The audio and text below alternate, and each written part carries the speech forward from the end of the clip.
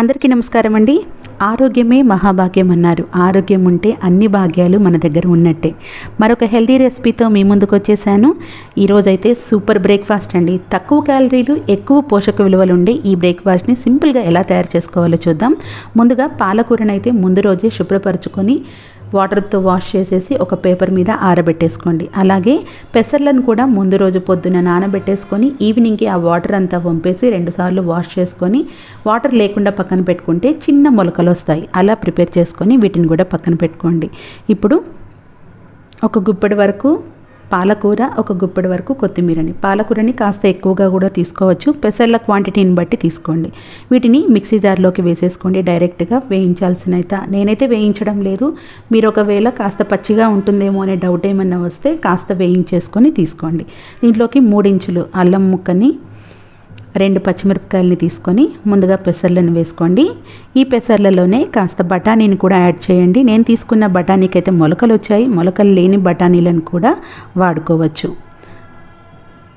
Wait తొందరగా తగ్గాలి అనుకునే వాళ్ళు నార్మల్ దోశల్ని, ఇడ్లీ, ఓట్స్ తింటూ ఉంటారు. ఓట్స్ రెగ్యులర్గా రోజు తినాలంటే కూడా తినలేరు. కాబట్టి ఇలాంటి హెల్దీ రెసిపీస్ని తీసుకుంటే రోజంతా ఎనర్జెటిక్గా ఉంటారు. ఆకలి అనేది తక్కువగా వేస్తుంది అండ్ డైజెషన్ ఈజీగా అయినా ఆకలి తక్కువగా ఉంటుంది.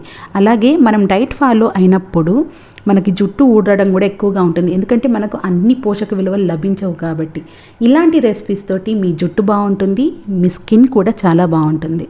ముందుగా వీటన్నిటిని కూడా మెత్తగా గ్రైండ్ చేసేసుకోండి. అన్నీ వేసుకొని నాకైతే 2 బ్యాచ్లుగా అయ్యాయి. కొంచెం కరివేపాకు, జీలకర్రను కూడా యాడ్ చేసేసుకొని గ్రైండ్ చేసుకున్న తర్వాత ఒక బౌల్ జొన్నపిండి, బౌల్ ప్రకారం కాకుండా స్పూన్స్ ప్రకారం చూసుకుంటే 5 స్పూన్ల జొన్నపిండి, సగము బియ్య పిండిని తీసుకోండి కొంచెం క్రిస్పీనెస్ కోసం.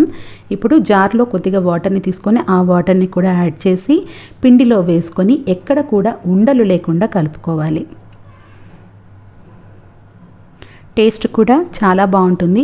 అండ్ దీంట్లోకి మనం కొబ్బరి చట్నీని, పల్లి చట్నీని కాకుండా టమాటా చట్నీని కానీ, పుదీనా చట్నీ కానీ, కొత్తిమీర చట్నీ కానీ, లేదంటే ఇంకేదన్నా వెజిటేబుల్స్, సొరకాయ పచ్చడి, బీరకాయ పచ్చడి, దొండకాయ పచ్చడి, వంకాయ పచ్చడి, ఇలాంటివి ఏవైనా సరే రోటి పచ్చళ్ళు ప్రిపేర్ చేసుకోండి, చాలా బాగుంటాయి. ఇలా ప్రిపేర్ చేసుకునేటువంటి పిండిని అయితే ఒక 10 నిమిషాలు పక్కన పెట్టేసి ఈలోపు చట్నీని ప్రిపేర్ చేసుకోవచ్చు. అండ్ దీంట్లోకి పైన మనము వేసుకోవడం కోసం ఉల్లిపాయ, పచ్చిమిర్చి, అల్లం తరుగుని తీసుకోవాలి. ఈ మూడింటిని కూడా సన్నగా కట్ చేసుకోవడం, అల్లాన్ని అయితే తురిమేసుకొని ఒకసారి అన్నిటిని కలిపేసుకొని ఒక 2-3 సార్లు చేత్తో బాగా పిసికేయండి. దాంట్లో నుంచి వాటర్ బయటకు వస్తాయి. అలా కొంచెం మెత్తపడే వరకు కలుపుకున్న తర్వాత ఒక ప్లేట్లోకి తీసుకొని పక్కన పెట్టేసుకోండి. ఇప్పుడు దోశ పెనాన్ని పొయ్యి మీద పెట్టి వేడి చేసుకున్న తర్వాత దోశలాగా వేసుకోవడమే.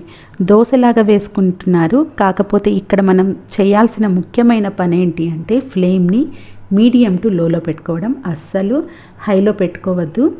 ఇది లో ఫ్లేమ్లో కాలితేనే దాని యొక్క రుచి అనేది వస్తుంది. ఎందుకంటే మనం పాలకూరని పచ్చిగా యాడ్ చేసాం కాబట్టి లోపలి వరకు కాలాలి, కాబట్టి కాస్త టైం తీసుకుంటుంది.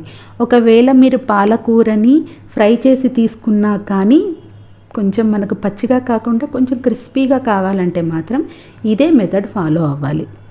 దోశ వేసుకున్న తర్వాత కట్ చేసి పెట్టుకున్నటువంటి ఆనియన్స్ అన్నిటిని కూడా స్ప్రెడ్ చేసుకొని ఆయిల్ వేసుకొని అట్లకర్రతోటి వీటిని దోశలోకి అదుముకుంటే బయటికి రాకుండా ఉంటాయి, దోశకి అతుక్కుపోయి ఉంటాయి.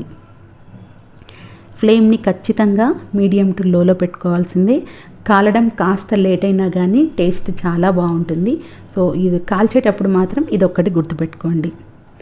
ఒకసారి టర్న్ చేయాలి అనుకున్నప్పుడు కింద ఏమీ అతుక్కోకుండా ఉందా లేదా అనేది చెక్ చేసేసుకొని అంత ఫ్రీగా వచ్చేస్తుంటే రెండో వైపుకి టర్న్ చేసుకోండి. రెండో వైపుకు టర్న్ చేసుకున్న తర్వాత కూడా ఫ్లేమ్ని హైలో పెట్టుకోవద్దు, మీడియంలోనే పెట్టుకొని దోరగా కాల్చుకోండి.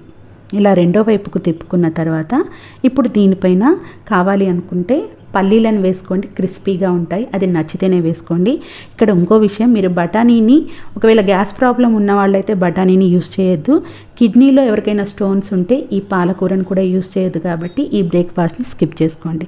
సింపుల్గా మనకి ఎంతో హెల్తీగా తక్కువ క్యాలరీస్ ఉండి ఎక్కువ పోషక విలువలు ఉండే సూపర్ బ్రేక్ఫాస్ట్ అయితే రెడీ అయిపోయింది. వెయిట్ లాస్కి చాలా బాగా పనిచేస్తుంది. మీ డైట్ ప్లాన్లో కంపల్సరీగా యాడ్ చేసుకోండి.